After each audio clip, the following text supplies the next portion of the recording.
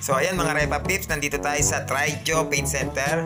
So shoutout dyan sa Trijo Paint Center. Dito lang yan sa may Barangay Anupol, Bamban, Tarlac mga Repa Pips. Kung taga dito kayo, dito na kayo bumili ng paint mga Repa. Kaya kung malapit kayo dito is dito na kayo pumunta dahil kumpleto sila dito mga Repaps.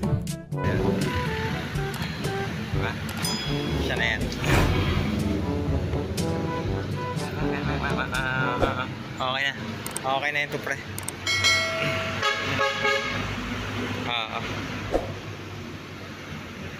Okay na yan.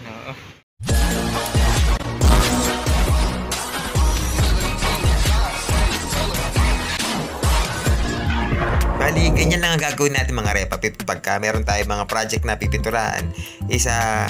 Pakita lang natin yung sample natin o dadalhin lang natin yung ating sample na kulay sa paint center mga Repa. So, sila na yung bahalang mag-mix para sa inyo. Dahil pagka tinry nyo na i-mix yan is baka magkamali pa kayo mga Repa Pips, is magagastusan lang kayo. Dahil sa paint center is kompleto sila yan ng pintura na pagsasama-samahin ng mga Repaps. So tulad yan mga Repaps, dala natin dito yung sasakyan na gagawin natin at yun ang gagayahin nila para makuha yung kulay ng katawan ng ating pipinturahan.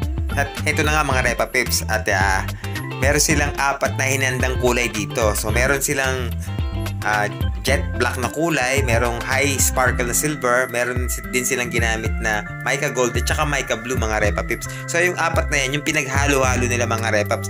Pero hindi yan basta-basta na hinahalo lang. Kailangan dyan is tinutono yan mga Repa Pips. Kaya panoorin natin kung paano nila ginawa. Bali, ang unang ginawa nila dyan mga Repaps is dahil ang base natin dito is metallic silver, is mas marami yung pondo ng metallic silver kesa doon sa tatlong pinantono nila mga Repaps. Bali ito, napapansin nyo is konti-konti o patak-patak lang ang nilalagay nila para hindi sumobra yung kanilang nilalagay na pangtono dito mga Repaps. So alalay lang ang paglagay nila.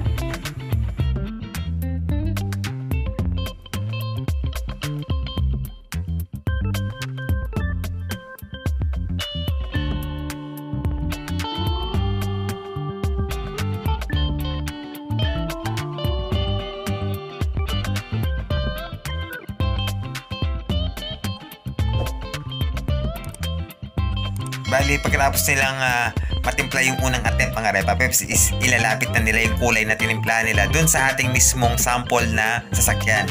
So first attempt pa lang yan mga Repaps, kumbaga hindi pa yan agad makukuha. So pagka hindi pa yan agad nakuha is babalikan nila yung mga nilabas na pintura na to para timplahan ulit mga Repa Pips. Hindi kasi yan ganyan kadali na makukuha agad yung kulay mga Repa Pips. Kailangan yan is unti-unting itotono mga Repaps o sasangkapan ng paunti-unti hanggang sa makuha yung kulay.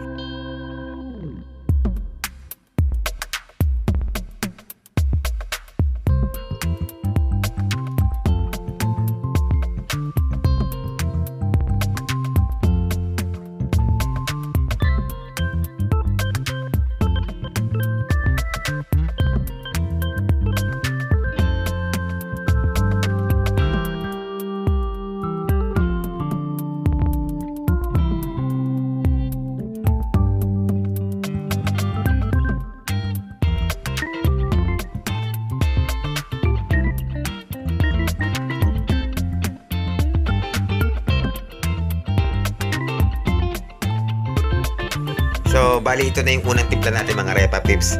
So, ang gagawin is ilalapit lang to dun sa katawan ng sasakyan para makita natin kung medyo light ba siya o dark, kung paano siya haluan ulit mga Repa Pips. So, bali nung nailapit na siyang ganyan mga Repaps, so napansin namin na medyo light pa siya. So, need pa na i-dark ng konti o ilapit pa siya.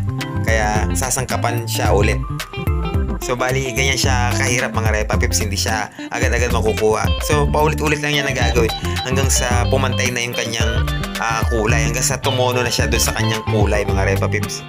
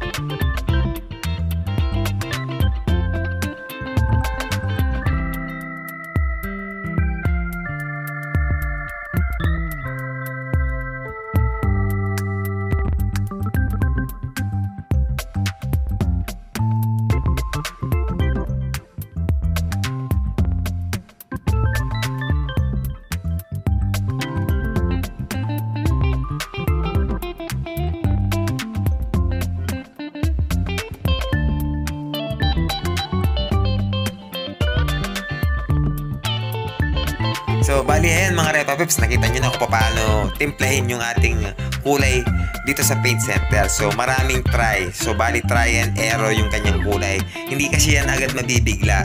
At dahil mga professional yung ating mga taga-timpla dito at kumpleto sila dito ng materials sa pintura mga Repa Pips, is na kuha nila yung kulay na gusto natin dito.